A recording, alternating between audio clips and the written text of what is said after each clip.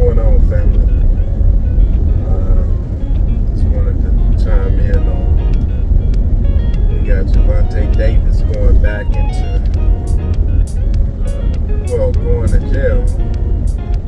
I haven't got all the details on it, but very unfortunate. I did see when he was first sentenced, they were saying he had it easy because he was a celebrity, he was getting over. And maybe the judge got some insight and was like, hey, you know what? I was too lenient on you, because of your superstar status. That's the only reason I can see him going to jail to finish his time, which is unfortunate because that's a long time. And, not a long time, but I mean, that's enough time to have you out of your comfort zone of training and eating right, and the effects of that little time could be devastating at his level. But he's a great fighter, so I'm sure he can bounce back. But it's just unfortunate that whatever he did to land himself in that position is going to affect his career possibly. But I wouldn't mind seeing him and Shakur Stevenson, but I want to see one of those two fight because both of them are my favorite fighters, But yeah, I just wanted to chime in on that because I like Gervonta. You can see that he's growing, becoming more mature. You can see that he's starting to learn that a lot of stuff is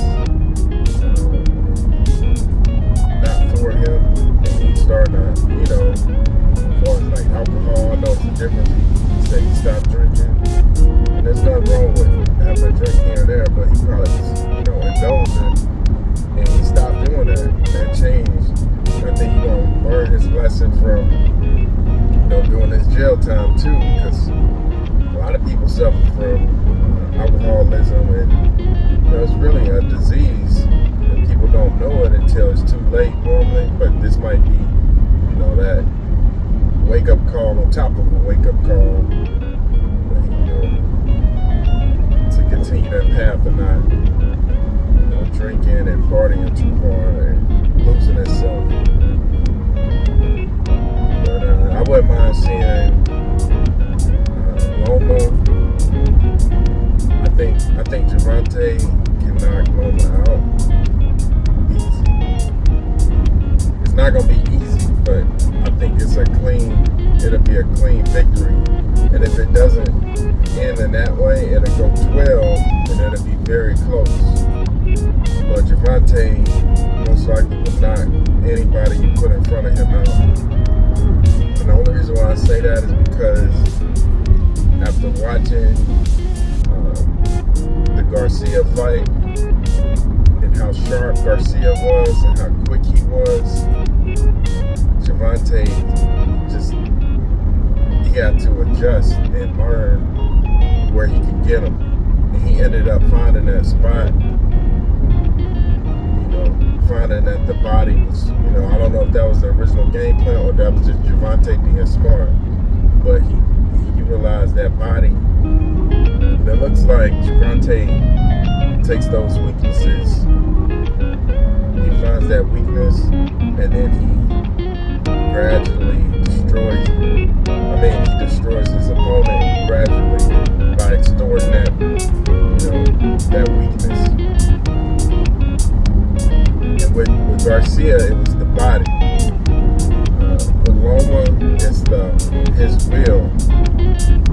Loma's so good and so brutal that I think he would lose that battle because of the power Gervonta has. But Gervonta will get hit. Like, he has been hit before, and he will get hit in that matchup. But it'll be a really good fight. But I think Gervonta will win, whether it was close or by knockout. And if it was knockout, I see Loma getting back up and it would be a crazy fight. It won't just Haney and Davis. I would say I would have to give it to same thing. I think Davis would knock Haney out. If Davis is able to survive the points, because he can lose on points with Haney. Haney is an efficient point scorer, as you can see when he beat Lomachenko. So I say Haney would definitely get him on points. But as far as knockout power, Gervonta will probably knock Haney out in like the 10th or 11th round. If he's not defeated by the points, because point wise, I think Haney can beat Gervonta. So Haney's biggest struggle will just be surviving the entire 12 rounds, and Gervonta's game plan would be to catch Haney on the inside, like Lomo was doing in rounds 10 and 11, like everyone's seen. He was getting caught, but it wasn't to the point of knocking him out, or it was punishing him, because you could see his fatigue. Haney was fatigued, and Lomo took advantage of that fatigue. But I think that if we see Haney and Gervonta, that possibly could be the knockout. That's a knockout fight, and I think it'll be Haney on the loser end of the knockout. But at points wise, Haney could do the same thing he did with Loma, but it'll be harder with Gervonta, because Gervonta's a little bit more agile distance wise, because he knows Haney has that jab. So distance wise, he will keep his distance to a certain extent. Loma was in there inside, and he did his ballet moves, but it was still on the inside. And Haney took advantage of that with the body and with the counter. So he would counter him because he was so close. But I see Davis moving around to the point where he'll be inside, outside, not side to side. Like Loma was side to side, swinging around, which is perfect, because that's 10 and 11. You've seen that work to perfection, because Haney was getting hit, and it was some clean shots he was getting hit with. So I don't think he can do that with with Davis. I don't think Davis would encounter that much punishment from Haney on the inside. I think he will win those inside battles. He will get hit, because Haney is fast, and Haney's very fast, and Haney's very witty. Like, his boxing IQ is very high, and he will see like, oh, this guy moving, So then that leads to Haney probably chasing Gervonta. And I think a lot of fighters make that mistake of chasing Gervonta and getting set up. And even if he doesn't chase Gervonta, when they get inside, toe to toe, and they start battling, Haney's not going to survive that with Gervonta. It's not going to happen. I can see Shakur Stevenson is probably the only one I think has the boxing IQ to avoid getting knocked out by Davis. To avoid getting knocked out. Haney will get knocked out by Davis. It will just be like a matter of time. Because Haney is so efficient and so good, it wouldn't be early. Because what you see is a good fighter against Davis, they're gonna last a long time, because he gotta fill them out. Because the more skill set you have, the harder it is for him to figure you out, and it's gonna take time, and he's gonna eventually catch that shot. He's gonna find his target. But if you're a great boxer like Loma, it's gonna take Gervonta like 11 rounds, 10 rounds. And then when you get that far with Davis, as we seen with Pitbull and Cruz, Davis is kind of like, it's scary. Like, it can go either way. But Davis has that power, and it's unexpected for that fighter in the ring with him to catch it, because they don't think, they're getting extorted, and Davis is extorting the entire time, even though he may be getting hit, even though he might get a flurry on him or get attacked. It turned into him actually using that to his advantage, which is amazing, and that makes him different than a lot of these fighters.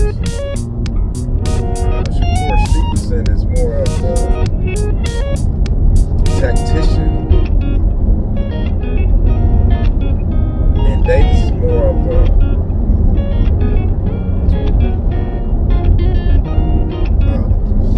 I won't say possum, but like deception, illusionist. He's an illusionist, but I think that could fit all the boxes. But I think Davis is an illusionist, because you think, oh, I can get in there with him, or I can beat him from a distance. And the problem with that is he's so powerful that when he explodes that power, you won't be able to survive it. And with Haney, he's a tactician, where he's a technical tactician. Shakur Stevenson is a technical tactician, where they both are. They understand the point system, and they understand that they have to survive. So it's not even a thing of, I'm gonna knock him out, And I think Davis doesn't go in with the, I'm gonna knock him out. I think he has that deception to the point where he said, I'm gonna win the fight, but it's gonna most likely end up in a knockout. You know what I mean? Like, that's what I get with Davis. Like, no matter who he fight, no matter who you put in front of him, he has that, I'm gonna win the fight. It's just gonna be, it might be a tough fight to win, but 6 or 7 out of 10, I'm gonna knock the person out. I'm gonna knock that fighter out. That's what I get. Haney, when I watch him fight, I see a decision. It's gonna be a decision, and it's gonna be close in the eyes of somebody that doesn't watch boxing fluently. But yeah, that's Shakur. It can go either way. It can be a knockout because he has power and he's a tactician. So he can go 12 and dominate entire 12 rounds and make it look easy with a great fighter. Like, so you don't know that until you see it in front of you. Like, you won't know how good Shakur is until he fights at Davis, Aloma, until he fights at 135. Somebody that's proven, But I definitely want to see, the top of that crop fight, because they are the greatest fighters we probably going to see. Just like how we watch basketball and the shooter shooting from so far back. That's what we have with boxing now. They are so skilled. But I can't say old school boxing, I say 90s, and I won't say old school, I'll say my generation as a kid, Pernell Whitaker, Mayweather, of course, George Foreman, Larry Holmes, Lennox Lewis, Riddick Bowe, Michael Moore, I mean, tons of boxers were, I would say, tougher and probably smarter boxers. And I would say that mainly because they are in that time period. There was no internet. There was no, this is your skill set, and they focused on it the best that they could. You know, now we got all types of supplements. We got, I mean, anything to enhance your performance is here. You know, you got state-of-the-art training facilities and trainers with the knowledge that they didn't have 20, 30 years ago. So, but far as heart, of course, back then the heart was, but it's a lot of heart in today's boxing too. So I can't say we not on that level, but for the most part, back in the day, it was it was real. It was real deal. But that's Cheek's point of view right there on boxing. Like, comment, subscribe. Check out my new videos. Turn your alerts on. I'm just now starting my channels up, so expect more and more to come from me with all different topics. This is my boxing channel, so expect more information. I mean, more videos. Expect more videos on boxing as events occur, as time go on. All right, peace out.